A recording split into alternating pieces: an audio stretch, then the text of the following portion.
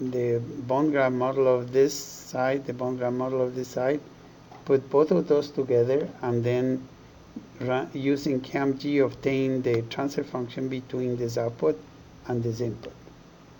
Okay, that's what we gotta do. So let's just go back to the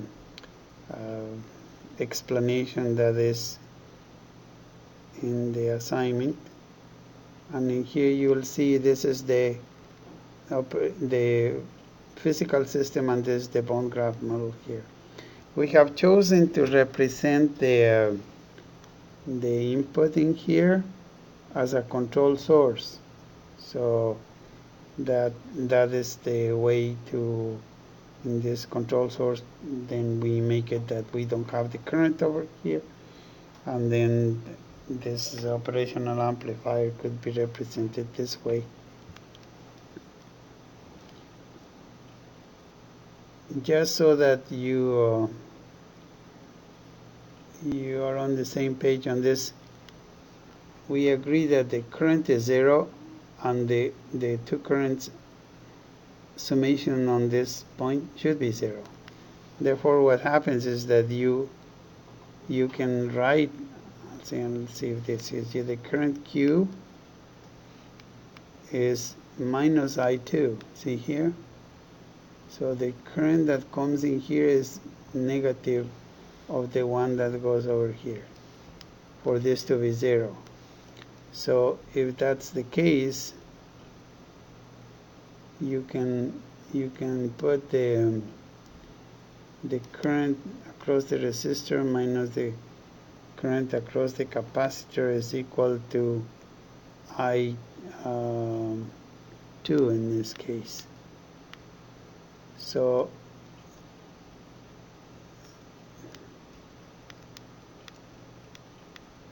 okay, so you could write it like IQ is UA over R and U A dt times C, and we have the differential equation of the system. Now, this is the electrical side in here, the operational amplifier, and in here we'll have the piezoelectric transformation. These are the equations how we will represent the piezoelectric transformation, which would be a transformer from the mechanical side to the electrical side. It's right here, from the mechanical side to the electrical side.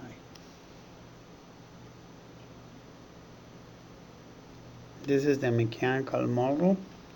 You can see this is the motion of the ground, and then the motion of the mass.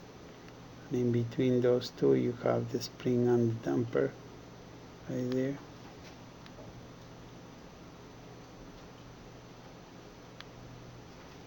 Okay, so let's move on a little bit here. This is the way we will represent the mechanical part of the system in here. So now we need to mix both of those. We need to create a bond graph model that will mix both of those. I think that we can run the software program, and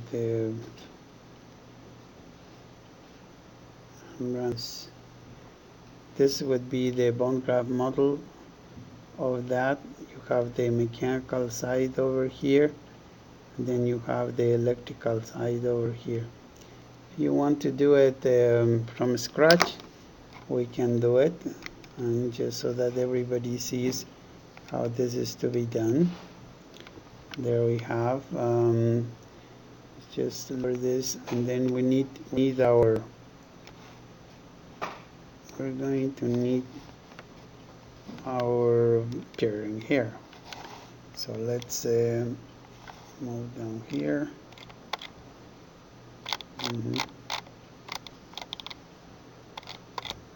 The mechanical system first.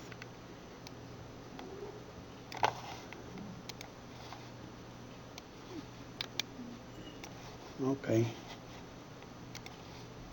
in Windows 7 we have this thing, it makes it big when we don't really want to. But here we go. Let's enter this bone graft model into the CamG software here. This is, let's call it the SC over here. And then you have the 1, like this. And then we have the I element, which is in here, like that. And then you're going to have the C element, which is in here, like this.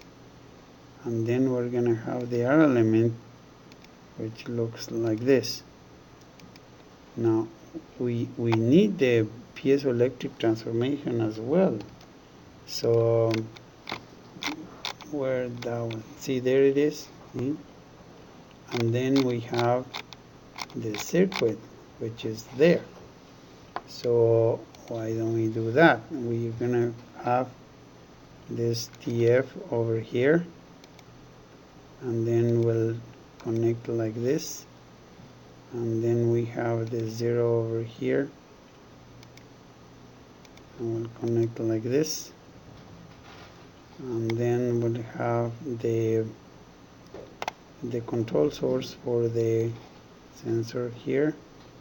We can do it like this and put the zeros and the 1 over here, and then the 0 again over here, and then the C and the R element, and then there's the R element, like that. So this thing in here will go from here to here, is from here to here, here to here, from here to here, and from here to here, and this from here. And this is our, if you want to put it like in a control signal like this, you can, but that is the bone graft model that we have for the sensor, and the one that we will obtain the transfer function from. So in this particular case, what is the output of the capacitor there? What is the variable that we're looking as an output in this case? That would be E sub 12, right? E12 is an output in this case. So what we're going to do is we go to MATLAB in there, and then we will produce the necessary files for this. There's MATLAB, and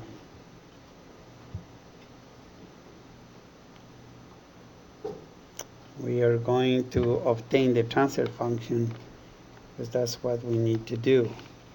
So CamG produce all these files, and it is ready with the MATLAB at the MATLAB prompt. So let's go to CamG SYM, which is the symbolic file that produce the state space form and will produce the transfer functions. One thing that we want is to find out where E12 is, and if we do that, we come up to this part of the file in here where the output is actually specified in symbolic form, and we just need to activate some parts of the statements in here. Says this is the output number 1, and define the 2 rows, or the C and the D matrices, which are the rows for the output.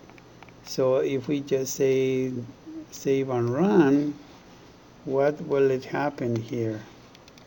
The computer produces the matrices, the A, B, C, and D matrices in symbolic form.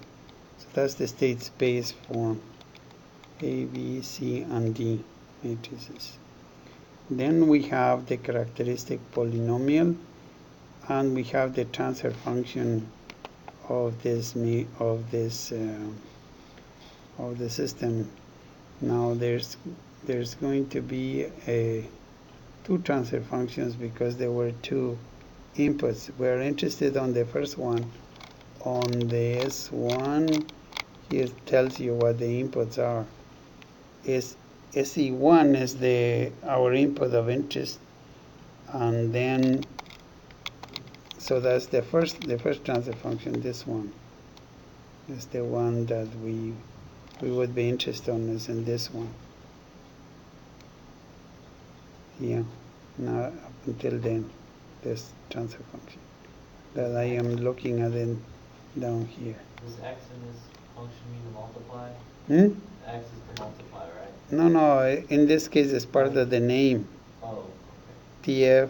TF54 is what it means. Oh. Yeah. So that's the transfer function right there and the coefficients that we have. Now, for the sake of example, I think in here, I'll give you some numbers, but just so that you can see the process only. This is, you can put the numbers to this. These are not the real numbers as we would do the simulation, but it's important just to get something going so you can see the process on how to obtain the transfer function in here. We give some values into this. Before I do that, I just want to point out that what we have done in here is obtain the transfer function. As you can see, the numerator over here, the denominator over here, and what we have in here is that all these parameters and these multiplications and addition make up the coefficient of s squared. These ones make up the coefficient of s. Right there. Then there's the s squared.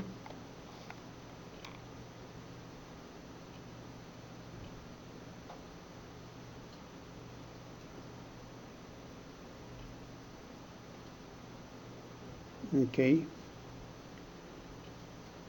so there it is.